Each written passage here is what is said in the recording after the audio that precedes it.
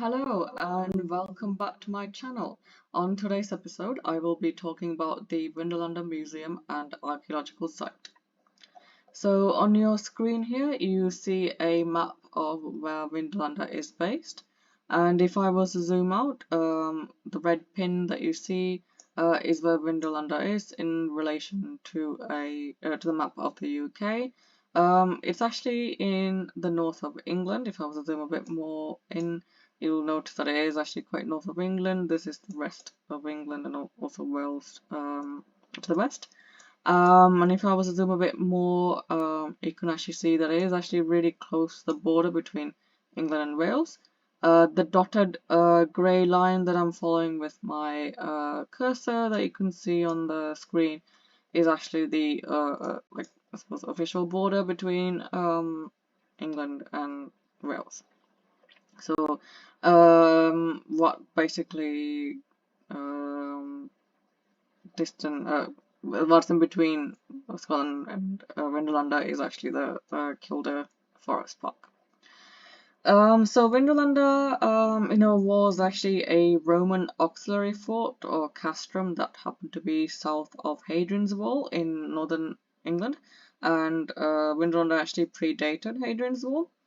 So Hadrian's Wall, for those who don't know, let's see if I can show you a picture of him, was basically a really big stone wall that was built by the Emperor Hadrian, who was one of the emperors of Roman times, many years ago. I think he reigned from 1107 to 138. It's a very long time. And he, during his time, this, especially in AD 122, this wall was constructed.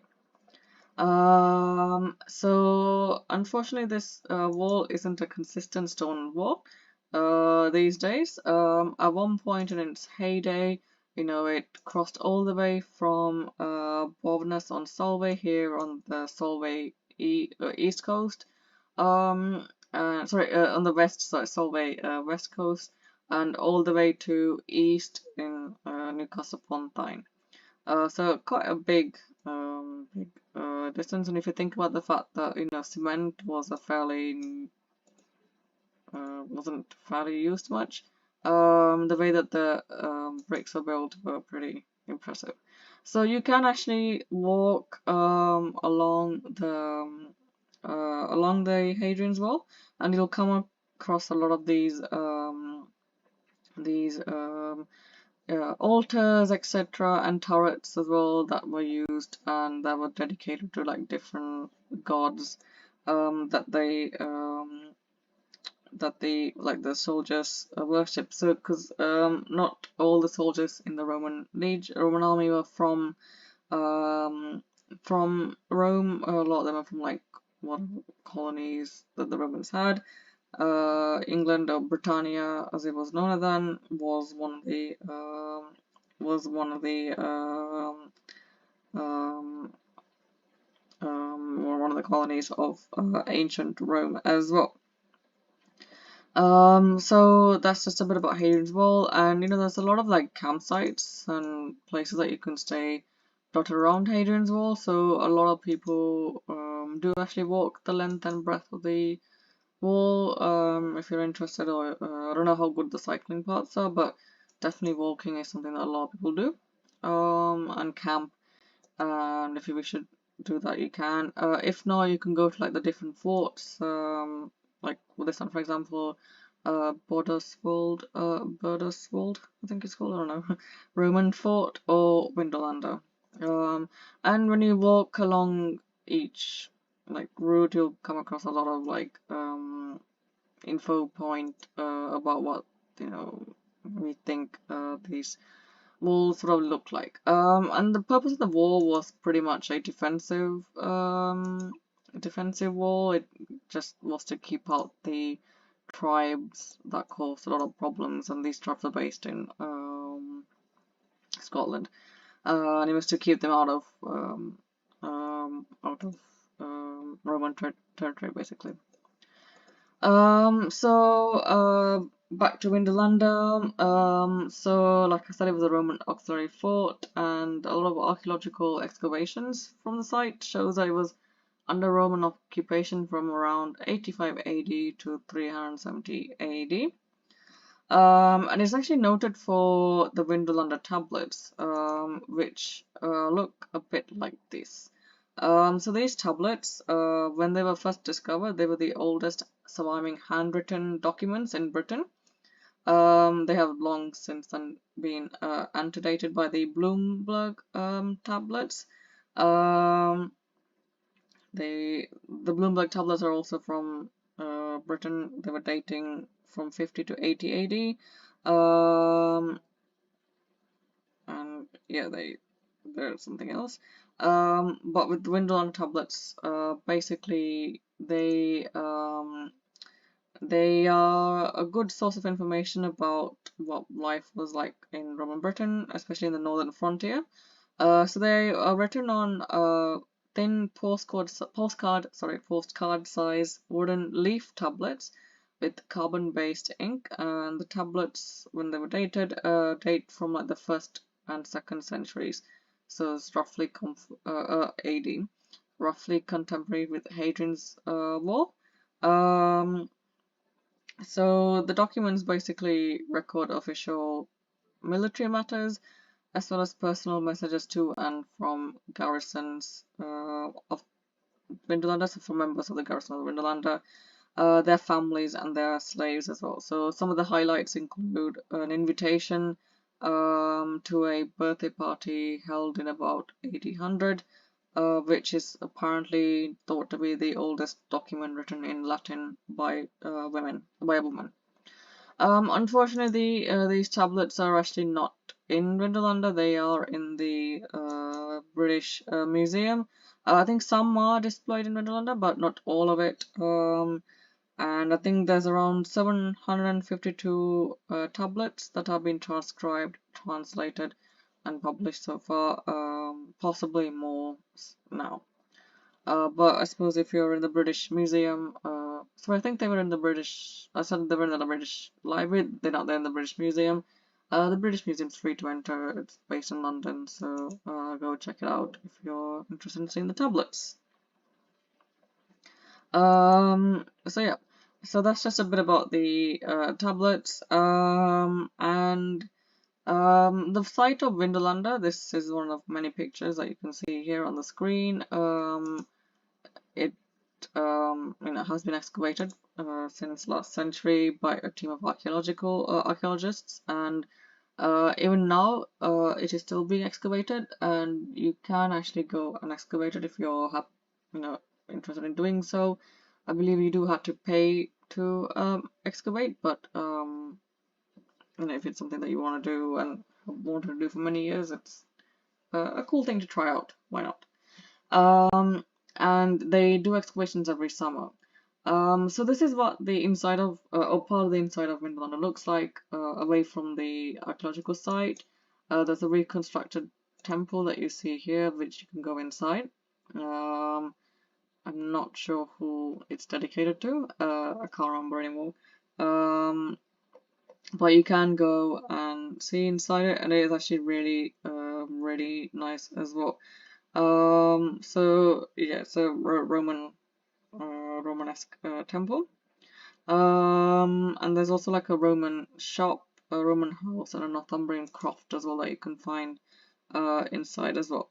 Along with a lot of museums that contain like Roman boots, shoes, armor, jewelry, and coins as well.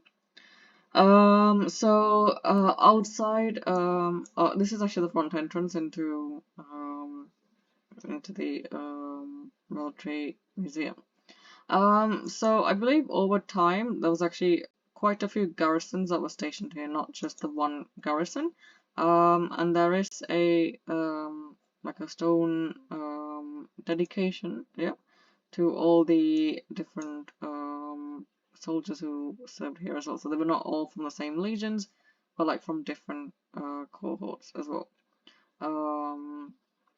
Yeah, so this is what we know so far from all the different excavations that have been taking place. So this picture shows some of the shoes that were found in Vindolanda. They're actually of like different sizes, also belonging to like different people, so like men and women and kids, children rather. So it suggests that the garrison, the fort rather, was like big enough to house families. As well, and we know that they had families as well from the tablets that were found. Like I mentioned, one of it was an invitation for a birthday party between two women. There's also been like a leather. This is a replication, but leather like outfit thing that horses wore when they went to battle back in the Roman days. Sorry, I don't know the actual name for them. But yeah, you still have evidence of it. And you can see them in the museum in Vindolanda. So outside as well, there's like a different, lots of different like excavations that you can see in the museum. So they show you what the different buildings have been, and if you catch the tour of the site, the archaeologist or the tour guide or whoever is leading the tour, they do mention what you can see, what the buildings are supposed to be, and there's like labels as well. So you will be given an explanation of what it looked like. And the site did have some vantage point, not always, but it is a very nice location, as you can see from this picture with the hills in the background as well. And they also had like forts that you can climb into. That I think that's also a replica of what it would have looked like, back in the heyday. So, oh, here's a better view of the leather things, leather horse coverings for battles.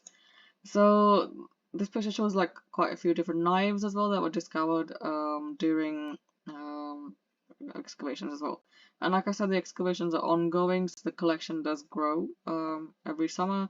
And one of the things that have been found that's pretty impressive is also these nearly 2,000-year-old Roman boxing gloves. This was uncovered in 2017. So they are very similar in style. They look a bit like this, but like this when it's not worn, and when worn, it kind of covers the knuckles, and this is what soldiers at that time would have used to box as well.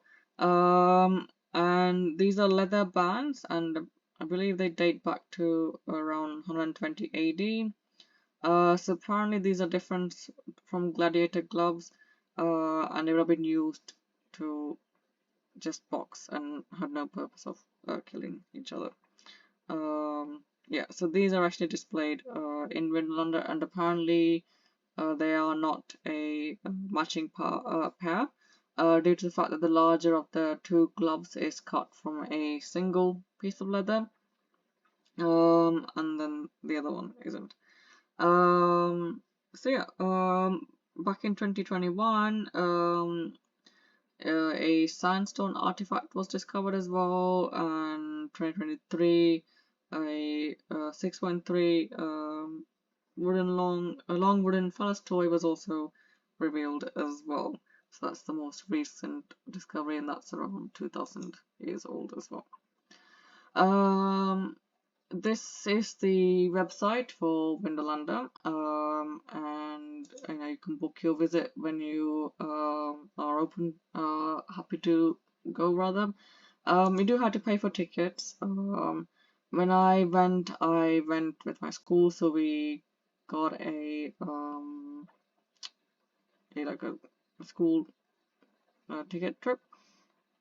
So I think I can't remember how much it was, but I think it was around £10, within £5 to £10, I think.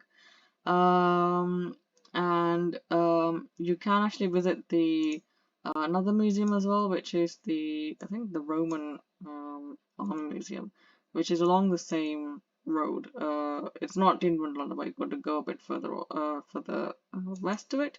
And it's the Roman Army Museum, and it has more artifacts of what Roman life would have been like during the time. So if you enjoy the more military-esque stuff, you can do so. And yeah, I think it's best if you actually drive there, especially if you don't want to walk. So you can buy tickets for both the museum, the Army Museum, and the Fort and Museum as well, if you wish to do so. If you buy online, you can save some money, so that's always good as well. So because I went on a school visit, we had a bit of a discount for it. And if you have group visits as well, I think they do have discounts as well. And I think it depends on the amount of people that you have as well. I think 15 or more. Yeah. So it's always good to go in a big group, especially if you want to get some discounts as well. So if you're thinking of staying in Vindolanda now, if I was to show you a map, it's kind of away from places. So unless suppose you have are planning on camping, for example, there's quite a few campsites nearby. Staying in other places might be a bit difficult. The village closer to it is Barden Mill, so there might be like hotels or like accommodation there. But you might be able to Vindolanda has a list of accommodation that you can stay with if you're interested. I would definitely recommend hiring a car to visit Vindolanda. It's a bit awkward to get by public transport, I think. But if you're also interested in staying in Vindolanda, you can actually book a cottage as well, should you wish to do so. Yeah, they offer cottages. Barden Mill, I believe, is the nearest train station, and then I would assume we would then have to, maybe there's a bus that goes there. I don't know, but I would definitely, definitely, I recommend getting a car. It'll just make it a lot easier as well. There will be buses, I'm guessing, that run between the stops as well. Apparently between Newcastle and Carlisle. But yeah, I think a car definitely is a lot more convenient, I would say. So yeah, that's it about my video on Vindolanda. Is I think perhaps the shortest of my videos. I definitely recommend visiting the fort if you're interested in Roman history. The fort's actually quite close to Rome, the Hadrian's Wall as well, so you can actually walk from Vindolanda. I remember seeing the signpost when I went all the way to Vindolanda, and there's quite a lot of like different forts that you can stop off as well. If you're interested in fort hopping in a day. And yeah, I hope you guys enjoyed the video, and see you guys next time for another episode. Goodbye.